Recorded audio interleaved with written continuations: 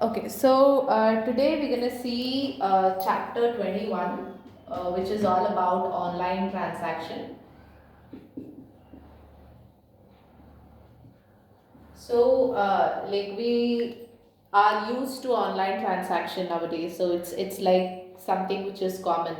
So, it's not something where we haven't heard it about, or we haven't seen it, or we haven't, done it, or something like that. Everybody nowadays, are aware about this online transaction, and they are doing this online transaction on their daily basis. Correct. So when we say online transaction, e-commerce sector becomes one of the most prioritized online transaction sector. So when I say e-commerce, e-commerce stands for electronic commerce. Okay. So it basically refers to any online commercial activities that we do. Something like we buy something online. Okay, we do an online transaction over there. So buying some electronic items or some commercial items through online without having any kind of physical interaction. We call this cycle, or we call this entire thing as like e-commerce, wherein we are purchasing something. Either it could be electronical item, or something which is as commercial as something which we use on daily basis. So wherein online transaction in this e-commerce field becomes very, very, very necessary. Okay. So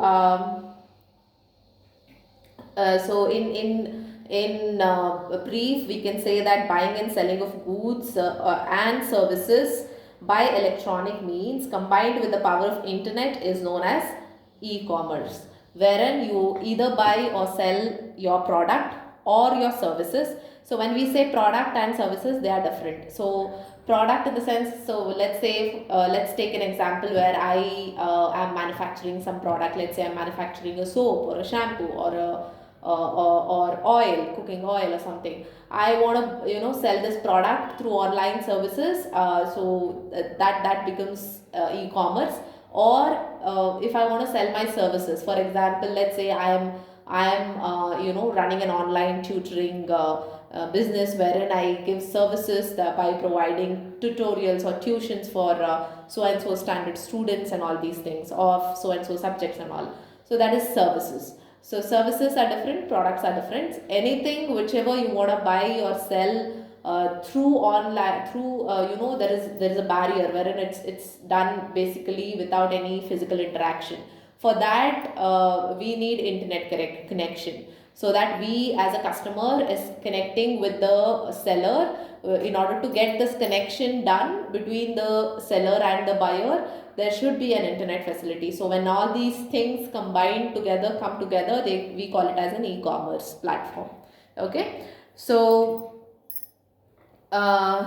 usually whenever we as I said, buying or selling, usually customer choose paying through online, which is very secure, and even they do have a a record of paying something to this particular person at this particular time, wherein it generates a transaction ID. So it's like a proof wherein you need not have to wait for any receipt from the other hand. So whenever you go physically buy something, you expect a receipt, right, from that person to give you, which has this date, his like shop name, and his signature and something like that. But here when you do online transaction, whatever the transaction ID that you get and whenever the transaction that you have made to becomes a kind of receipt, or something where you have as a proof, so that you can show that this is where I've done my payment to. So sometimes these online, that is in case of e-commerce, they do also provide something called as cash on deliveries. So cash on deliveries, as the name says, whenever you get the product like by the delivery person and it reaches to your hand, that is when you make a payment of whatever the product costs for. So that is cash on delivery. Even that option is available. Okay, but even though if you're getting the product in hand, you will not be having any rights to unbox that product and then check that product entirely and then pay the person. No, you get the product, you have to pay it, and then you have to do some, whatever the research that you want to do along with the product. So if you find the product is, like not functioning very well, or if there is any damage that has happened to the product, you can just you can ask for the refund, and resend the product again back to them, wherein they'll be refunding you the amount. Or if you want the other product, that is the replacement of this product with the new product, then you can get that also. Okay, so this is how e-commerce works.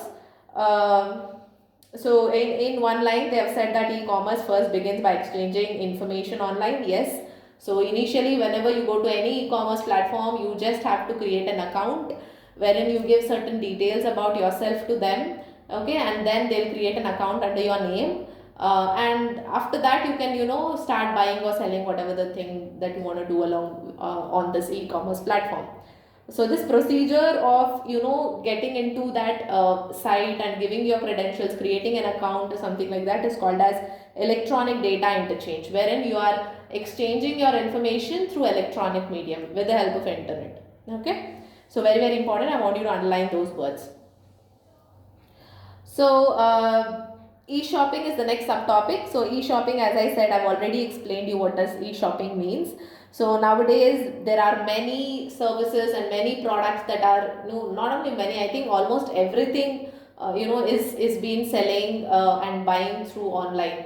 No, when we say buying, sometimes the second hand products is also available. Like we have OLX, where we get all these second hand products, right? We need not have to go to any shop that sells second hand product and then investigate that or something like that. You use there's a platform called as OLX, where they give you all the details of the product and the person's address who is selling that product. We can go directly meet him, have a look on the product and then buy it from him itself directly.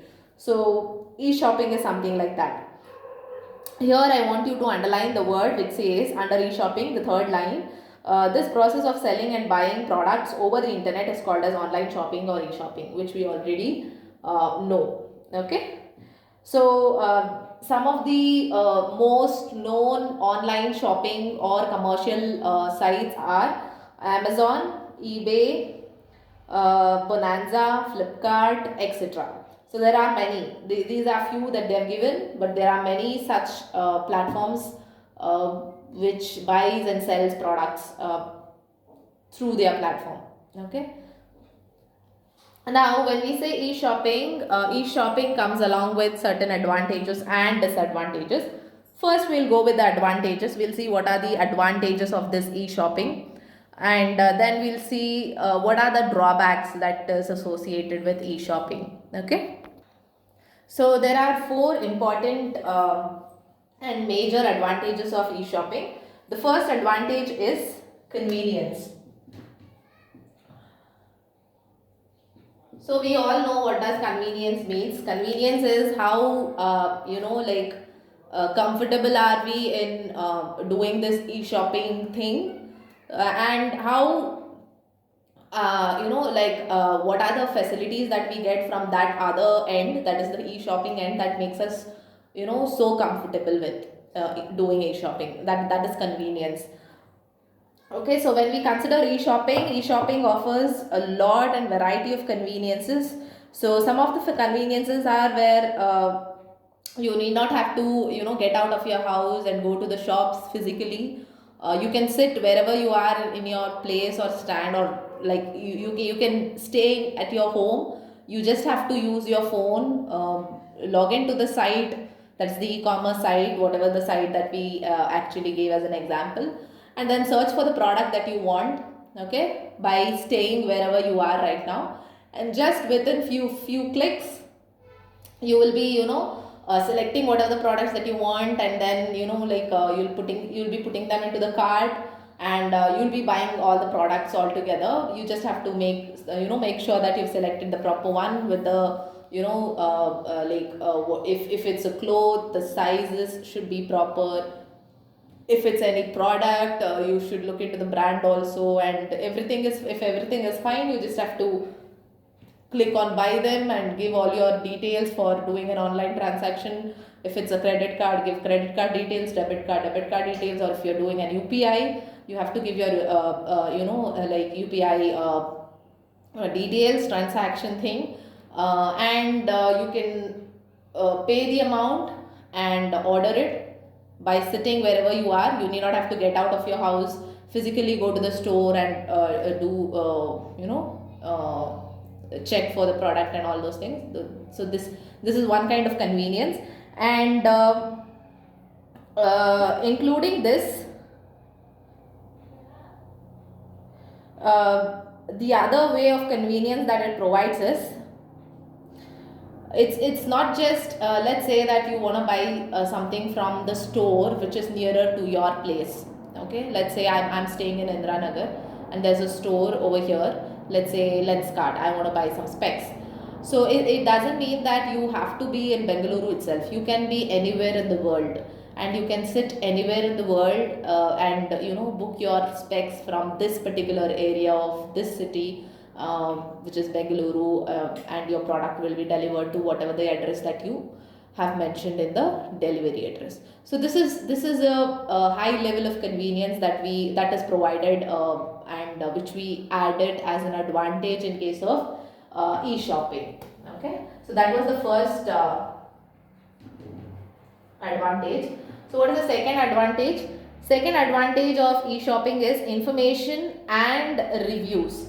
So when we say information and reviews, so when we are, let's say that I'm searching for some clothes of that particular brand, so the brand information will be given. Okay, so under that brand you will get all kind of different variety of clothes that you are looking for. Okay, so that is information. They'll give you a detailed description about the brand, like this is the brand which is providing you this particular product, which is the clothing product.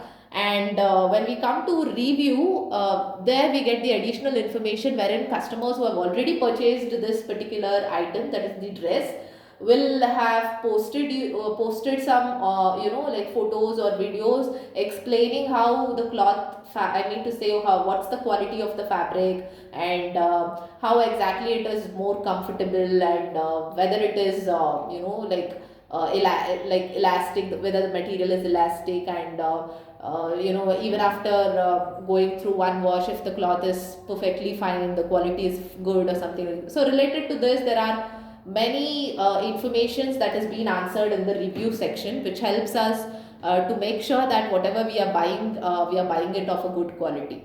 So that is the second advantage. Okay, the third is price, and you also get something called as, so under price you also get something called as discounts. So why do we get these discounts is because when we go to the shop physically and purchase the product, so the person who is selling the product might have included along with the product rate, he would also have included the cost that he has to bear for transportation, that is to import that material from wherever it is originally created or manufactured. So he might add that cost, and also he might add a cost for whatever the showroom that he is maintaining. So he might include a little bit of cost on this cloth also. Correct. So these are all the additional costs that will be added on to the product or the cloth that you are buying. Okay, so wherein in case of e-shopping, like since you will not be going there physically to the shop, and they will not have to put down this entire showroom thing or a mall kind of thing to establish and display their product. It is just like they are saving some amount from there, so therefore they'll be selling you the product or the cloth at the actual price itself. There'll be no added charges that is being applied to that particular product. That is how price changes here in case of e-shopping, whereas compared to the physical shops that you go and buy, the price of the same item that you're going there and buying, over here in case of e-shopping will be showing you a little bit lesser. Okay, and when it comes to selection, you will be given a lot of varieties and options wherein you can select whichever brand, whichever color, whichever size, whichever quality of the material that you want. So they do provide something which is of low quality, medium quality, high quality. So based on your requirement and based on your based on your requirement, you can choose any of that. So that selection is provided here. But when you go to physically to the shops, so some shops which are like they're not creating this scene of showroom ka thing. They're just a normal shop wherein you get a medium quality of products, and when you go to showrooms, they sell a high quality of products. So that is how it depends. So if you want medium quality of product, you need to go to normal shops. If you want to get high quality of product, so this is the mentality that we have. We need to go to the showrooms or something like that. So wherein you need not have to change 2, 3, 4 shops to get to your perfect product. You can sit at the home, you can do an e-shopping where you get all kind of things to see, and you can do a selection out of it. Okay. And along with that, since there'll be no mediator here, so when we say mediator, let's say Lenskart, not Lenskart, let's take an example of a brand. Let's take a clothing brand, Marks and Spencer, in any of that. So when we say some product, so the seller will be selling the product to some cost, wherein the mediator, the person who buys that products and distributes that products to all these shops, will increase the price of the product by 2% or 5%, because he need to earn some income from that. So because he is a mediator, again the people or the persons, shop people who buy that product, on the other hand, while during the time of selling that product to the customer, they increase again the rate of the product by 2 to 5%. Since we could see clearly that there is no mediators who will be acting in between these buying and purchasing thing in case of e-shopping, so there is no compulsive shopping that happens over here. That is the fourth advantage. No compulsive shopping. Okay, I hope you got to know what is no compulsive shopping here. And also there is there's another point which need to be included here, that is the user can buy the product at their own will, okay, as per their choices, anytime, anywhere. You could have experienced this. So whenever you enter some shop to buy something, and if you don't like the product, like you will be in a situation where you don't want to buy product, but based on the reaction of the people who are selling there and the owner, so they according to their expectation, they are expecting you to buy something because you are in their shop. Just because you are in their shop and you have asked so many things to be shown to you, and they've showed everything, you've wasted their 1 hour, they'll obviously expect you to take something wherein you are not satisfied with whatever the product that you saw. Correct? So against your will, whether you need it or don't need it, sometimes you end up buying something there.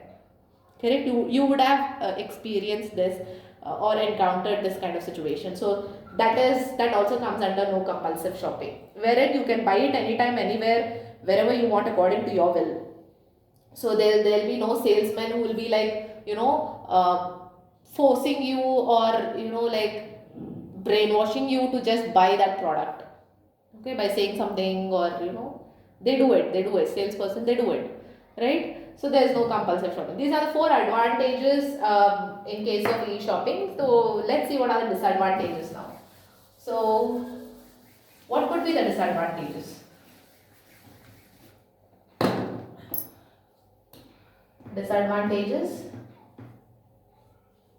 in case of e-shopping. The first and very important disadvantage in case of e-shopping is you cannot touch and feel any product that you are buying.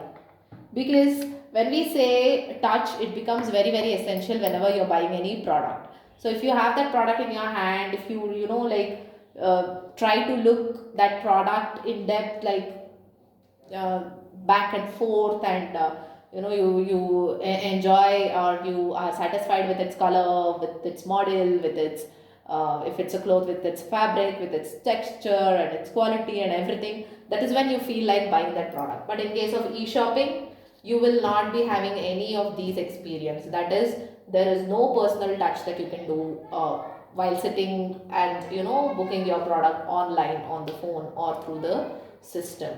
Okay, that is one of the biggest disadvantage. The second disadvantage is security issues. So where does this security issue comes arise is when you are giving your credentials, whether it is a credit card or debit card details that you are giving to this shopping sites. You will be giving your details to them in an expectation that they gonna secure your information. Of course, yes, they'll keep all your information encrypted, but sometimes there are chances where few of the sites may not maintain your information with that security which is actually required. So in that cases, security becomes a very big threat. Okay. What is the third disadvantage is shipping cost. When I say shipping cost, it is the cost where let's say you have ordered a product which is being manufactured in Delhi, wherein that product is not manufactured anywhere nearer to Bengaluru or Karnataka or anywhere nearer to that, but it's only manufactured in Delhi. So when it is coming from there, and when it is being delivered to you personally, when a delivery person comes and gives it to you, at that time there will be a shipping cost which is added. And sometimes the online site that you are trying to book your product through, so certain online sites, they do apply all this shipping cost that I said. That is the product coming from Delhi to Bengaluru, they might add the shipping cost of that thing, and then from there to your delivery, again they'll apply the delivery charges. So some of the sites, online sites or your e-commerce sites, e-shopping sites do apply shipping cost. Not all, but yes, most of them do apply. So that is where shipping cost comes to an existence. And what is the fourth disadvantage is returning of your product is a very, very big headache. Okay, why is it? Because you have to book a slot to return your product. A person will come, he'll take your product, okay, and they'll say what are the things that along with the product should be there. Let's say that you have unboxed it and you have thrown the box. They'll give you instruction wherein you have to keep the box, keep the product how it was, and wrap it with the cover whatever it was wrapped it whenever you got it. So you have to maintain that, and then you have to give that person the product, okay, and once the product is given to that person, that is when the processing of your refund happens, and it will take another 1 to 2 3 days or sometimes 5 days, and then you'll get your money back. So this returning process in case of e-shopping is a headache. Okay, so that is why they've said hassle in returning. And the last disadvantage is online fraud, which is very, very, very common nowadays. So when we say online fraud, sometimes you might have logged into Amazon, whereas the website that you have opened is not starting with something called as HTTPS. Instead of that, it has been started with this protocol, which is HTTP. So this HTTP, yes, secure means it is secure. That's the proper site, a secured site where you will not be ending up with any fraud or something like that. This is a site where this will not give you any guarantee. It might end up you in a fraud, or it may not. They doesn't give a secure guarantee that you will not be frauded or something like that. So sometimes online fraud do happens. Okay, so it's better to know whether the site that you're going to is a secured site. Keeping that in mind is very, very important. And some you will be getting these advertisements in all these social medias nowadays, wherein there are many products that is being sold by many different kind of websites, wherein if it's a new website that you have not heard at all, so they are selling something and you liked it and you go to their site and give all your details, and you might end up being cheated, correct? So that can happen. And when you are done your payment, you have done your payment, but sometimes what happens is the particular site wherever you have purchased the product and done the payment shuts down, accidentally, and it never turns on, and it doesn't show whatever the payment that you have made. So if that happens, then you have to get back of them, call them, try connecting to that particular company and ask them a refund, which is a very, very, very big thing. Okay, so these are all the few disadvantages that you encounter while doing any shopping.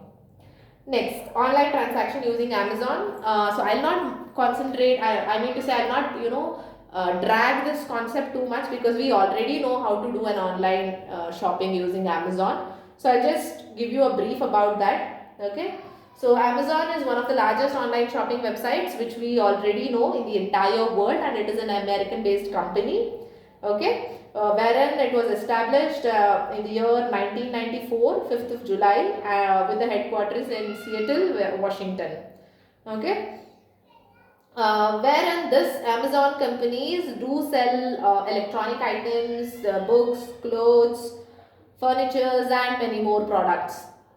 Also, they do allow payments with various modes, such as credit card, debit card, UPI, cash on delivery, and yeah, much more varieties of doing an online payment, net banking, and all these things. Also, let's say that if I want to shop in Amazon, first I have to log into their site, which is amazon.in. One more very, very important thing is each and every country do have a different website when it is associated with Amazon. If it's India, it is amazon.in. If it is Canada, it is www.amazon.ca. So something like that. And if it's America, it is www.amazon.com. So each and every country has their own site which is associated with Amazon. They are different. Okay, they work differently. So you log into their site, you create an account. How do you create an account? You create an account by giving all your details, such as username, password, and your phone number or something like that. After that, you will go to the search button, you'll click on search, you'll type whatever the product that you want to buy, then you'll get details of the product. Below that, you get an option wherein you want to add to cart or to buy now. If you click on buy now, it will take you to the payment page wherein you have to make a payment. Okay, and if you have already created the account, you would have entered the delivery address over there, or if then you will also get an option wherein you can change the delivery address over there on the same page. Okay, so you will change the address and you will give confirm or continue, then it will ask you to pay. Once your payment is done, or if you have clicked the cash on delivery, it will directly ask you to click on continue. If you click on continue, your order is booked. So that will give you details of when exactly you can expect your product to be arriving. And also they also provide this tracking ID wherein you can track and see like where your product is exactly, like where exactly is your product on daily basis, whether it has reached your city, when it will be delivered, at what time you might be expecting that product to be arriving, and all these things. Okay, so this is how Amazon works. And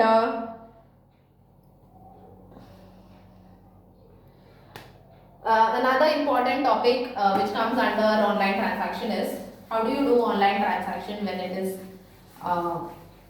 in case of e-reservations. What is e-reservations? We know reservation. Reservation is something where we, book it prior to that particular activity to be done. So E here stands for electronic. Okay.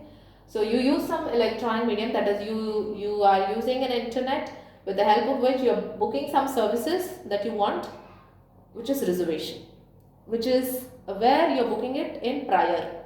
Okay. So what are all the reservations that you can do? You can reserve a ticket, you can reserve a hotel with some table, you can reserve movie tickets, you can reserve, there are many e-reservations has been explored in different kind of fields. So we will see some of the benefits of e-reservations, okay, and what are the applications who are using this e-reservations. We'll see that, okay, and how exactly the reservation process works. We'll see that in associated with IRCTC, which is the Indian Railway department, where we book train tickets. Okay, we'll see that as an example with reservation process, how exactly it goes. Okay, after that we'll see why is it so important to secure each and every account that you create nowadays with a password. So what kind of password you should be giving, how exactly passwords that you give can be easily found by other people. So and where you have to store your password, what are the different applications that are available wherein that keeps your password very safe and secure. So we'll see that, and once we complete that, this chapter is done. Okay. So first we'll see online transaction in case of e-reservation.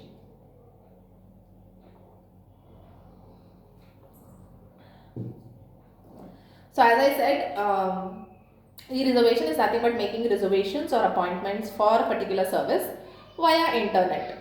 Please underline that word, which is important. If they ask you what is the e-reservation, you can write that answer. It's nothing but making a reservation or appointment for a service using internet, which is in prior. Okay. So using e-reservation, what are the advantages? We can check the availability of the seats in bus and train and aircraft anytime, anywhere, and also reserve some rooms, meeting halls, tables in restaurants, and all these things.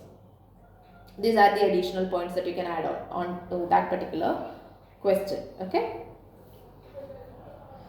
So even here in case of e-reservation, we will be making online transaction using the same credit card, debit card, or UPI, net banking, all these things. Okay. So let's see what are the benefits of e-reservations. So there are 7 benefits of e-reservations. So what is the first benefit? The first benefit is accessible anywhere. So as we already know that buying an online e-ticket for making an online booking is the most convenient method of booking any online tickets or online reservations, prior reservations to be done. So when we say accessible anywhere, so let's say that I want to book a ticket to Mysuru right now through a bus.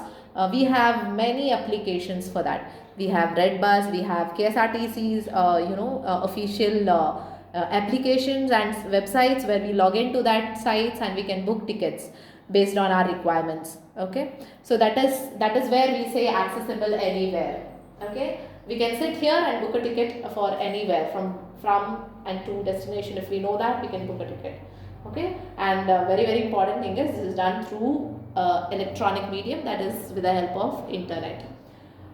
Second is discounts and offers. Yes, so some of the credit cards, so you could have seen this in case of e-shopping also. Whenever you log into this, when you say you want to buy something and you go to the payment section, so there are certain notes or some information that is being given. When you click on credit card option, they'll say if you are using this particular bank's credit card, we'll be giving you 5% of discount, 10% of discount, or if you have logged in or if you're using that site for the first time, they'll say since you're a customer for the first time, we are giving you this offer of 200 rupees voucher.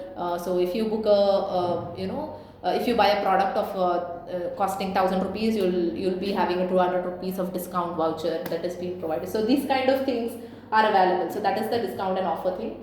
Commission fee is the third benefit. So when we say commission fee, there sometimes in case of e-reservations there is an involvement of third party over here. So when there is an involvement of third party, when you are not doing any kind of e-reservations where you are physically going and doing the reservations, so these third parties do demand certain amount, okay, in order to do your work. So to overcome that, that is the commission fee. You can use e-reservations wherein you need not have to pay the third party amount. Let's say now if you want to book some tickets, you can do it if you know certain things about that particular application or something like that. Now let's say you don't know how to do the e-reservation, so you will go to the cyber center, you will ask that person to do that for you. So if that person does that for you, then you need to pay that person for doing that, right? But if you know how to do it by yourself, you do not have to go to that third person over there. And there are certain third person who comes here in case of reservation thing. So the best way to avoid is doing e-reservations, wherein you need not have to pay any commission, okay? The fourth advantage is quick system.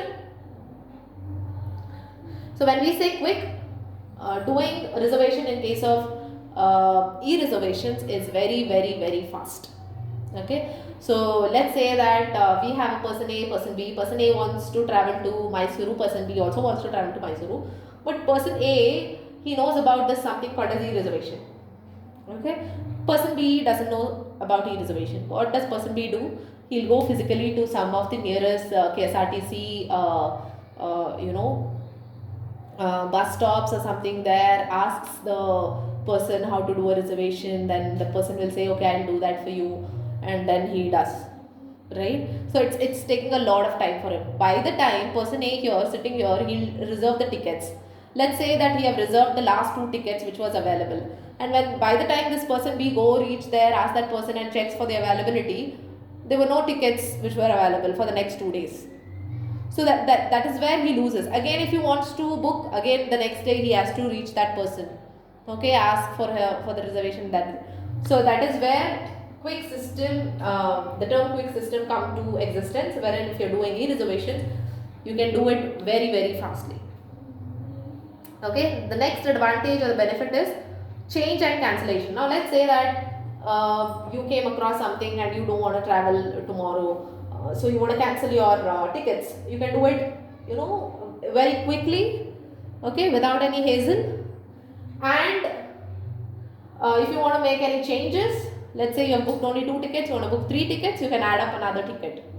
So you can do all these kind of changes and the cancellation in case of e-reservation using the online sites or applications, which is very easy when compared to manually going and booking and manually going and cancelling it or changing it or something like that, okay?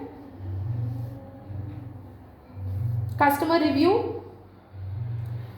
So whenever you go to any reservation sites and let's say I want to reserve some table for some event in this hotel, so first I'll go through the reviews about that hotel which is being given by the customers, and if the reviews are good and it's like very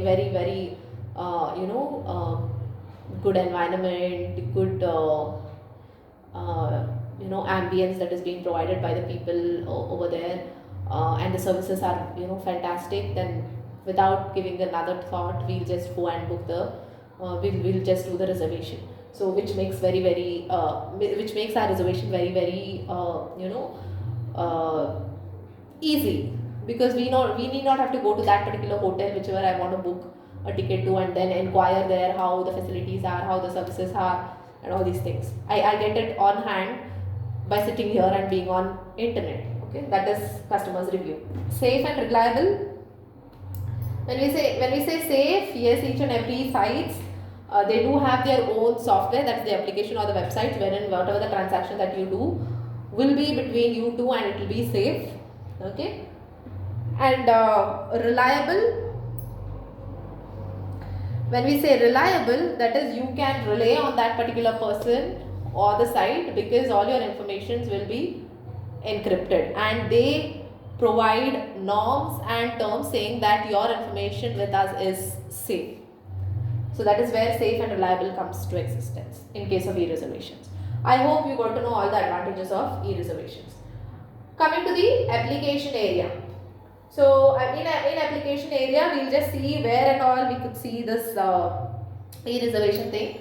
So we can see e-reservation in case of hotel, movies, bus, train tickets, airplane tickets, e-reservations for events, that is whoever is organizing an event, that particular organization, we can reserve their events, or book a ticket for the event which has been happening over there, book a ticket for the sports or the match which is happening in that particular place in prior. Okay, so these are all the application area where e-reservation takes place. So next we're gonna see how exactly the reservation process happens in case of IRCTC, which is Indian Railway Department. I think we all know it, but I'll just say it in one go. Okay, so here in case of IRCTC also, the official website is .co.in. So this is their official website. This is the Indian Railway Department. Wherein if I want to book any train tickets, I need to log into this site first, or I do have other application that books tickets for me, which is Make My Trip, Book My Show for movie tickets and all these things. Make My Trip also books, but it's not. I think it's not train, it's bus, I guess. So we'll go with the IRCTC. So log into this website, okay, and once you log into this website, it will ask you to directly you can book the tickets, but even though if you give your destination address along with your that is from and to address, and how many people or something like that, before that the very important thing is you have to give your details, that is you have to create an account under this site. So the home page looks something like which is shown in the figure 21.3. So book your tickets. So below that you could see options like find trains, PNR status, charts or vacancies, etc. So here you have to click on find trains, wherein you get a list of trains which are available. Okay, before giving all the further details or proceeding further, you have to first register, that is you have to create an account. So it will ask you to create an account wherein you give your username, your password and certain login details that they ask for, such as your name, your phone number and all those things. So which is shown in the figure 21.4, which is the login window. Once you have given all the details, it will check for the available, that is the availability of trains. Okay, if the train is available, it will ask you to you have to select that particular train and you have to click on book now. So once you click on book now, you will get this filling the form which is shown in the figure 21.6, wherein you have to give details of each and every person who is traveling. Now let's say I am traveling, I have to give details such as my name, my age, my Aadhaar card number, and I'm traveling from where to where, and then what is the time that I'm traveling and all these things. So that is which is the train that I've booked. So you could see this form which is shown to you in the page in the page 317 figure 21.6, wherein you could see the train number, from station to station, and journey date, exactly reservation, whatever the thing that you have done, your name, your age, your gender, your also it also asks you to select the seat, whichever the seat that you want, upper seat, middle, lower seat, or the window seat or something like that. So everything is like you will give whatever the requirements that has been required by you, and according to that requirement it will book a ticket and it will send you a copy of the ticket to your mail ID, and you can download the ticket from there. Wherein there are two things over here. You could, as I said in figure 21.3, there is something called as PNR status. PNR status here means wherein sometimes your ticket might be booked, the amount might be deducted from your account, but it may not be confirmed. Checking your ticket confirmation is very important before boarding your train. Okay, sometimes if your ticket is not confirmed, having that ticket is like you don't have a ticket and you're traveling without a ticket. Okay, so that happens because we have experience that we didn't know about it. It's the first time whenever we went like that, our tickets was not confirmed. It was just it was in the pending status, and we didn't know, we didn't get our amount back also. And that is when this person who comes to check the ticket told us that this is how it happens. And you can check that in the PNR status wherein it is confirmed or it is still in pending. If it is pending, talk to the persons who are there in the railway department and then get onto the train. So this is how your IRCTC ticket reservation in case of railway department works. Okay. Now coming to the importance of passwords, a very very important topic. Why is it important to give your passwords in certain formats? Okay, so whenever you register to any of the online websites to do any kind of online transactions, you will be usually creating an account with that site, wherein you will give username and password for that, correct?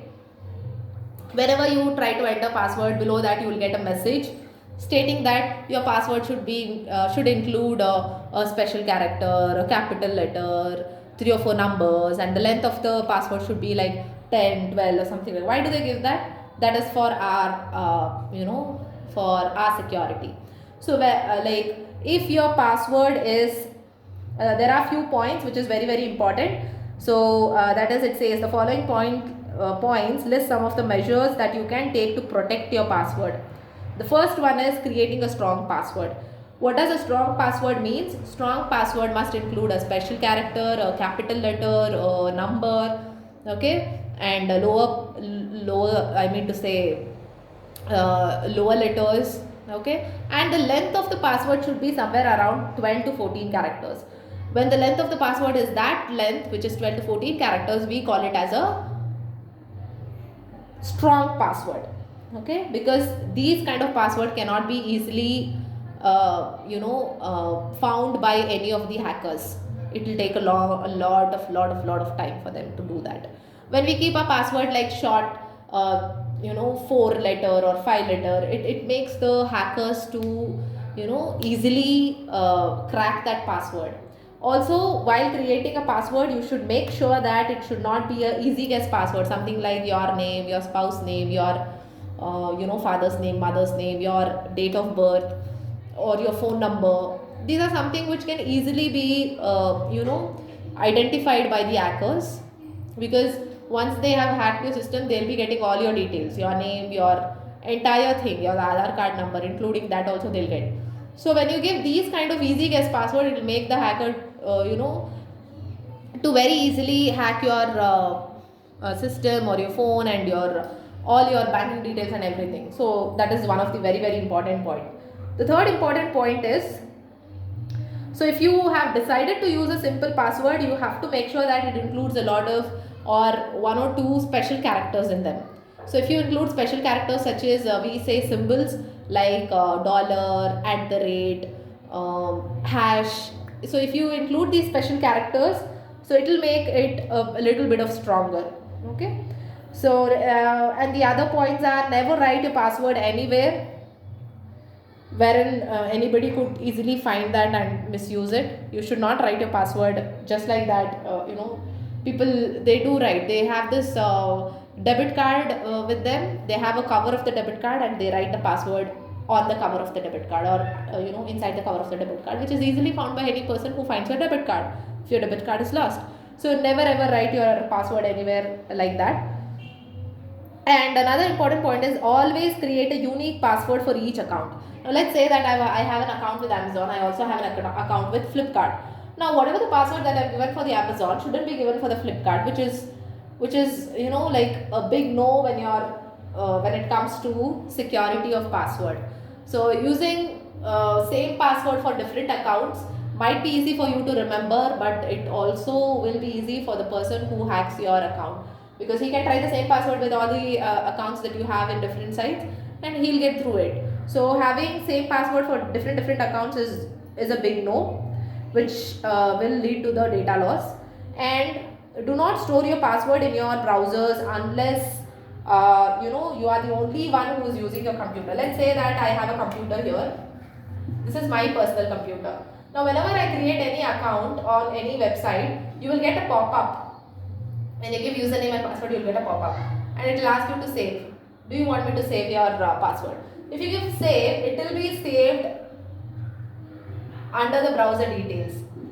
That is, if you are using Chrome, Chrome will have some memory which has been given specifically for it, and under that, that is the Chrome will save your password. Next time you log into the same site, if you just give your username, password will come automatically, even though if you don't remember it. So that kind of saving password in the browser is a big no. Only you can do that if this PC is used by only one person, that is you. If you are the person who are using this PC, then you can do it. If there is somebody else who is coming and using the same PC, no, you should not save your passwords in the browser. Okay. Also, the last very important thing is there are certain softwares that manage passwords. Okay, there are certain applications, something like app, KeePass, LastPass,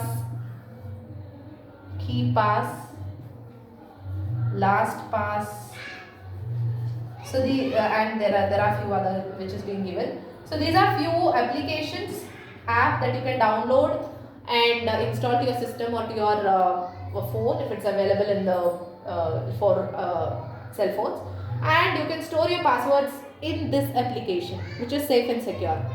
Okay, so there are certain applications that stores your passwords also for you, so you can use them instead of storing your password in the browsers. So these were the few important things when it comes to the password, which is very, very important, and this completes chapter 21.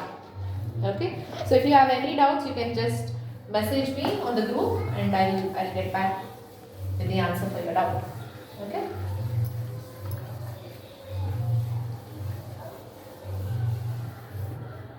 Yeah, thank you.